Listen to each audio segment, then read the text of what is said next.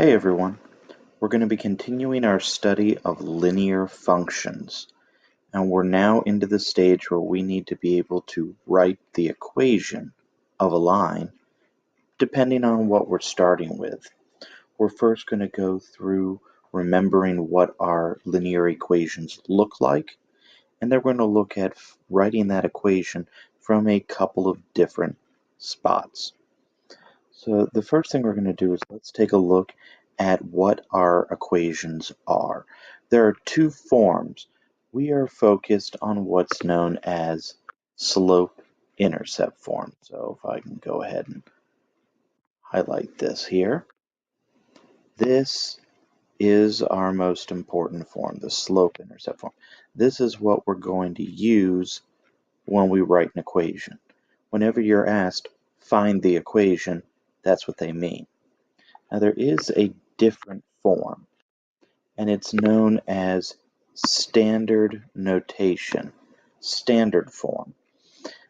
You'll see that what it looks like is ax plus by equals c, which should be something that you're familiar with. You've seen plenty of problems looking like that. This is an important form. It gets used in a lot of things. Our focus for what we're dealing with is if we see this form, getting it out of this form. What we want is what I have over here on the left, slope-intercept form. That's what we want. It has two parts, an m, remember that means slope, and the b, that is the y-intercept specifically, not the x, just the y. And then we have y and x in there. So this is really important because this is the main form. This is what you hear it called y equals form or graphing form. This is the one that we want because it gives us m right away. Standard form, you don't have an m there. The number touching the x in standard form is not m at that point. Only when you get y by itself does that coefficient become your slope. So first we're going to look at remembering how to actually convert. So let's say that I have 3x plus 2y equals negative 4. Well, that right there is standard form, x, y equals constant. But I want to know the slope. So I need to make this y equals. So let's remember how to convert this. The y is fine where it is. I don't care about moving that, but I need to get the x to the right-hand side. It's a positive 3x, so I'm going to subtract 3x. Now please remember, you have to think of like terms. 4 and 3x are not like terms, so I cannot put them together. All I can do is write the sentence negative 3x minus 4. You could write negative 4 minus 3x if you want, but personally I think it's a lot easier to just squeeze that in. Notice I didn't change anything other than the x flipping signs just because it needed to do that to move. I haven't combined anything, and that's very important. Now to get y by itself, I'm going to divide by 2. Remember that this 2 divides into everything. That is very, very important. So that means I'm going to have y equals negative 3 over 2. Just remember, simplify your fractions, minus 2. There is our equation. But that's not actually what was being asked. I wanted to know, what is m? What is my m in this case? Well, remember, m is the coefficient of x. It's the number touching the x. Right there. Sign and all. So m is negative 3 halves. So if you're given the equation and you need to find the slope, simply make it y equals. Once it's y equals, look at the x and just take its coefficient, its number touching it, the number in front of it. And that is your slope. Now we're going to be moving on and looking at some different types. First, we're going to look at the graph. I want to write the equation from this graph. Well, remember again, y equals mx plus b. I need to know two things. I need to know my slope, and I need to know my y-intercept. Those are the two things I need. So again, let me just write it down. This is y-intercept, and this is slope. If I don't know those two items, I can't write the equation. So I need to find them. Now on the graph, start with the y-intercept. The rest of the time, we're not going to start with it, but graphs, y-intercept is your starting point. So when I look at this, I want to find the y-intercept. Well, I just look at the picture and find where it crosses the y-axis. So there's my y-intercept. So if I'm writing my equation, I'm going to write a big open blank here. I'm going to have red blank for my slope. Let me switch back. I'm making what's called a frame. And then I'm going to have an orange box. Now my box, I can fill in -2. I don't need to write plus -2, and please don't.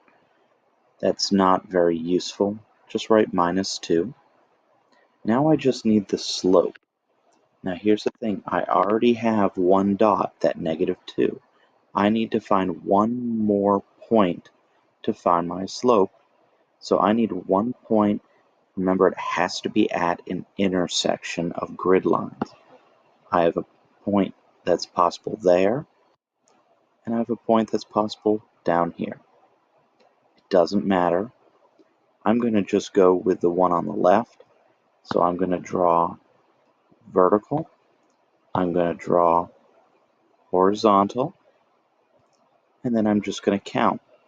My rise is 2. My run, 2, 3, 4, 5. So remember again, we're doing rise over run. So we said a rise of 2, a run of 5. And then I just look at, okay, with that, what is this a positive correlation or a negative? Is this line going uphill or downhill from left to right? And it's going downhill, so I put a negative with it. My numbers are reduced, so I don't need to worry about that. So that means I fill in -2/5. Now I'm going to write it again just so it's in one single form. Y equals -2/5 x minus 2. So there is our equation. If you need to check it, type that equation into something like Desmos and see if you get the same picture. And then you'll know it matches. Or plug in ordered pairs from this. Like for example, we didn't use 5, -4. If I plug in 5, -4, use blue this time. If I go, well, my y is -4, -2/5 times 5 minus 2. I'm picking an ordered pair I know is on that line, and we're going to see if it simplifies. Well, the 5's are going to cancel. -4 equals -2 minus 2. Well, -2 minus -2 gives us -4. -4 equals -4, so it checks. You can do that. You can plug in ordered pairs from the original, plug it into your equation, and see if you get a true numerical statement. And that works really well.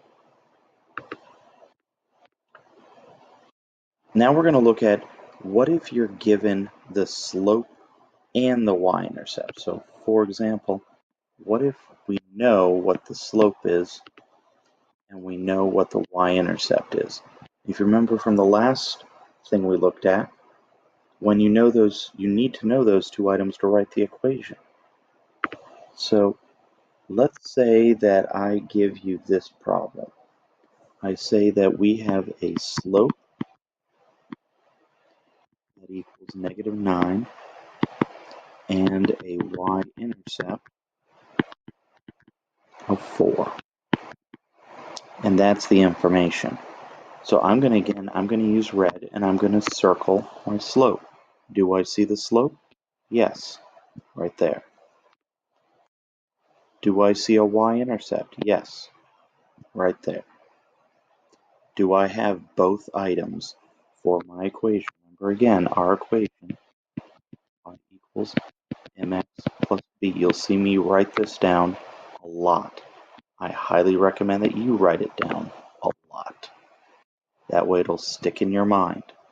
If I don't have a red circle and an orange box, I can't write it yet. I have them, so I can go ahead and write it.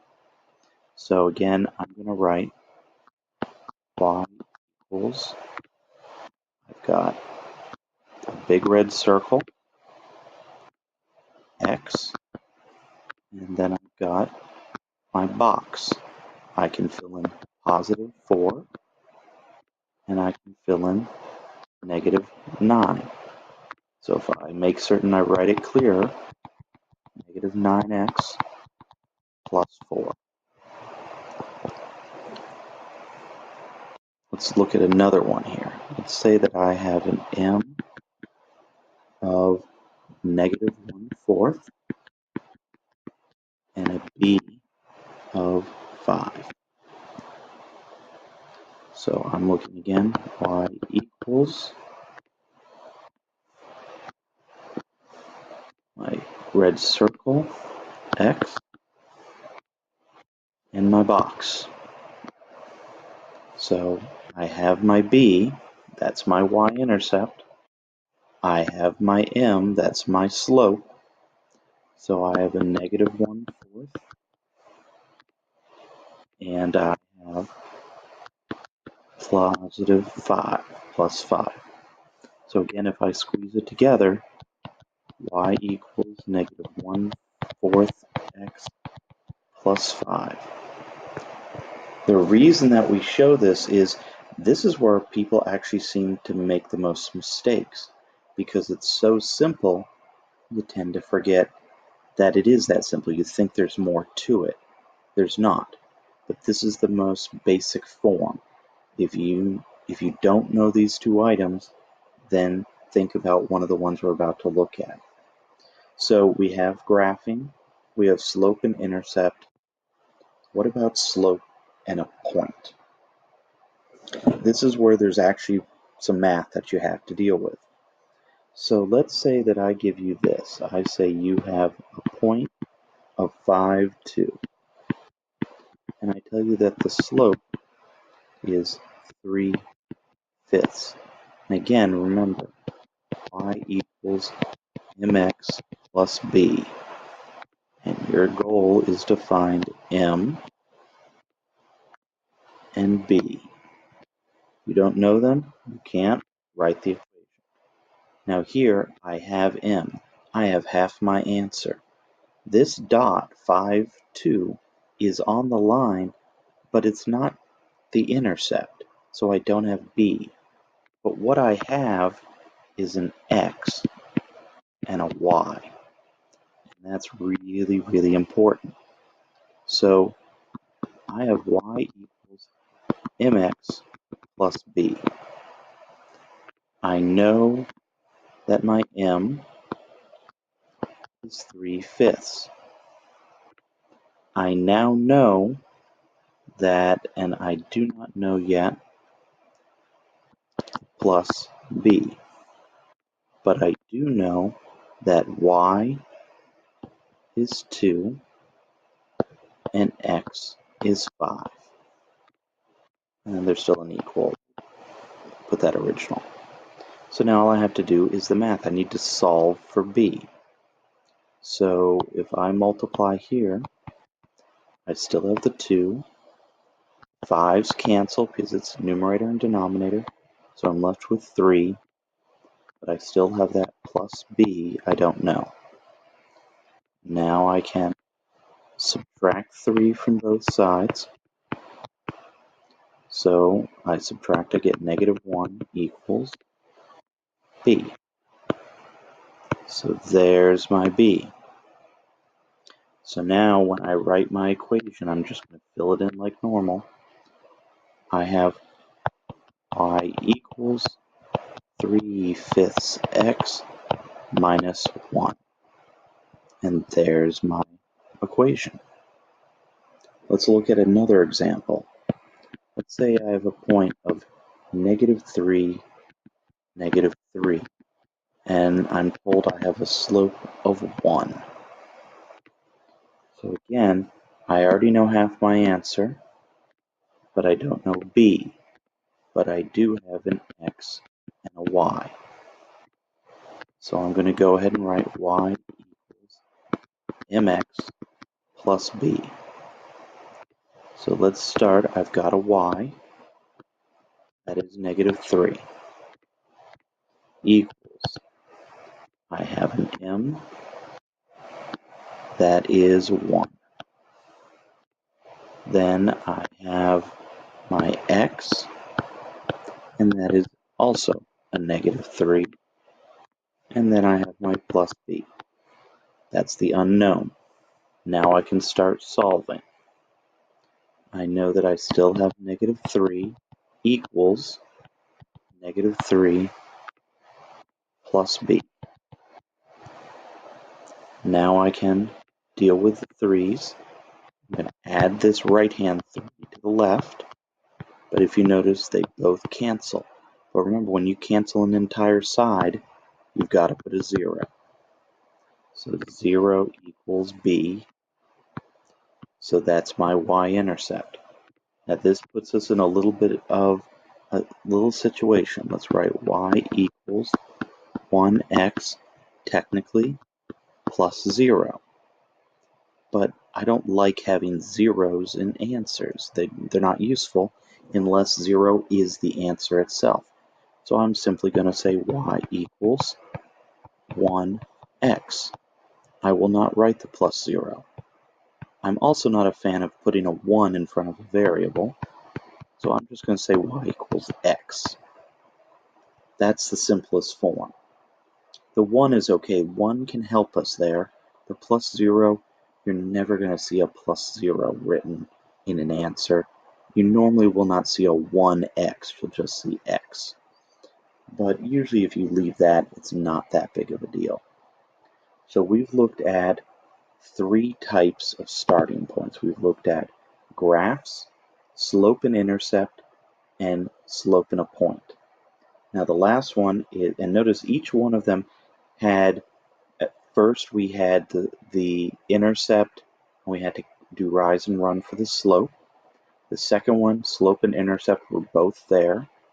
The third one, you had the slope was there, but the intercept wasn't. Now, what if we don't have either one? So let's say that I have -4, 2, and I have 0, -1. Now, some of you might recognize 0, -1 as being the y-intercept. When you have 0 for the x, it is the y-intercept automatically. We're going to ignore that. We're going to treat it like a coincidence. And I want to show you the full setup here. You must find slope first. So what I'm going to do is I'm going to label. I'm going to use, this is the first x, this is the first y, this is the second x, this is the second y. So I'm going to do rise over run. So let me say m equals, I have my subtractions in there. I'm going to put my second y and second x. Then I'm going to put my first y and my first x in parentheses so I don't lose a sign.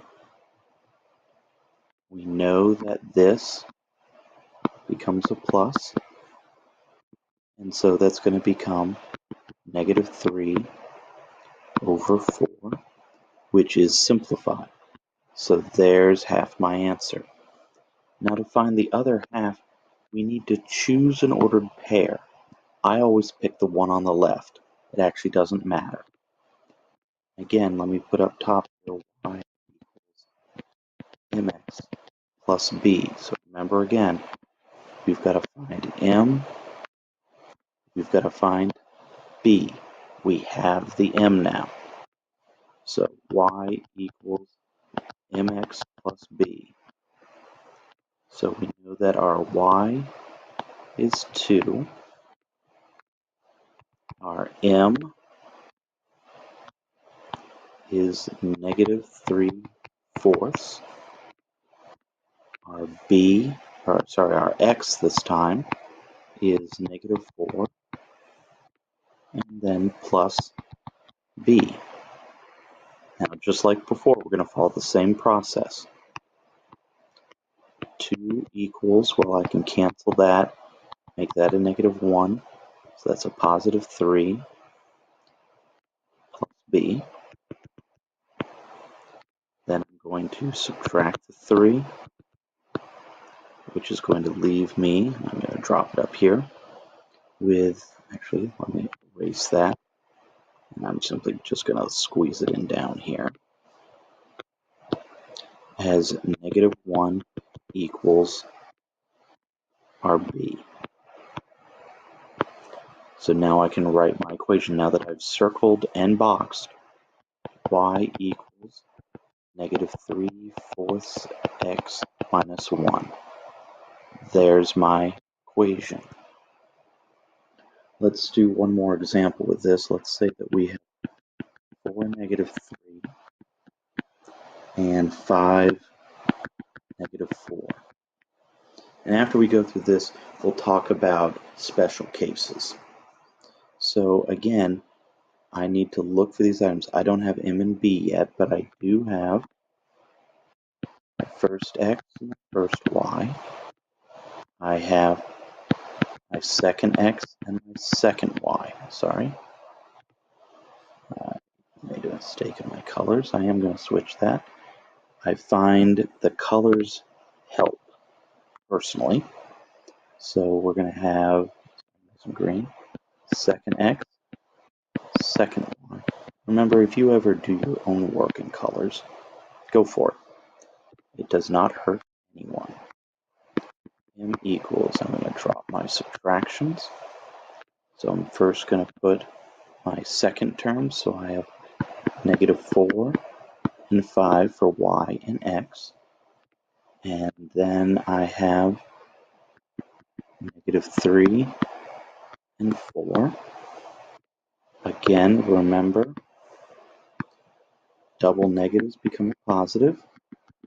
So that gives me negative 4 plus 3, so negative 1 over 5 minus 4, 1. So we get negative 1. So there's our slope. Now I choose my ordered pair. Again, I always go with the one on the left. Try the one on the right. You'll actually end up in the same place in the end. It will look different in the work, but you will get to the same place. So let me put an equal sign. So if we start with the y, so I have negative 3. My x is 4. Notice I always use parentheses for those. My m is negative 1. And then plus b. So again, I'm going to start simplifying. Negative 3 equals negative 4 plus b. And now I can finish it off. Add the 4 to get it away from the b.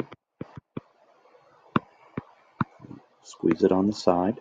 So That gives us 1 equals our b. I box it. So now I've circled and boxed, so I can say y equals negative 1x plus 1. And that gives us our equation.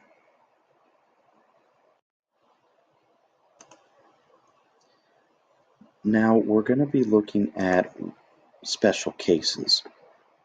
Remember, we had those horizontal and vertical lines, and they have to be treated differently for their equations. So we're going to first take a look at horizontal. Get the pen on. From the graph, it's pretty easy, but let's look at it from the other cases. And once you see it, it's not as hard to deal with. Specifically, let's deal with 2 points. That's where it's important.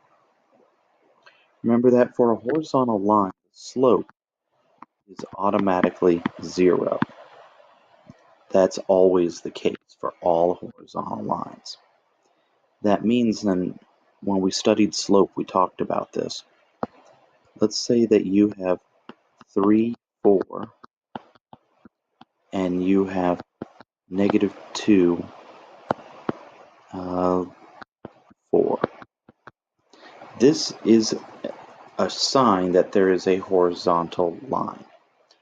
Basically, you have to see and notice that there is matching y numbers.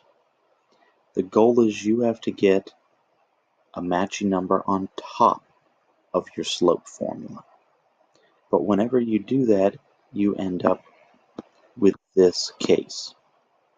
Whenever you see that, or if we see a graph, I'm going to draw a quick sketch of one here. It's not going to be the most accurate, but we don't need it to be. Like this one here. Then there's a really simple way to write their equations. Since they touch only the y-axis, or they only have y numbers, we simply say y equals, in this first one we would say y equals 4. And that's the equation. For this second one, we would say y equals, and it touches at 2. You're not going to see slope and point, or slope and intercept. You could maybe see m equals 0 and b equals 2. Same thing. But for the most part, it's looking at the picture or the ordered pairs. Vertical, similar situation. Vertical lines, remember in vertical lines, our slope in this case is going to be undefined. That means that there's a 0 on bottom of the fraction. So the ordered pairs would look something like this. It might say 5, 3, 5, negative 1. Where you have to remember there is a matching x number this time. On your graph, you might see something like this, where you see a vertical line crossing just the x-axis. That means that our equation here is x equals 5. Here, this is x equals negative 2. It's simply the number on the axis it crosses through. That's the key. So when you look at any special case, either horizontal or vertical, you could always look at the picture or look at what number repeats, the x or the y, and that will tell you which variable to use.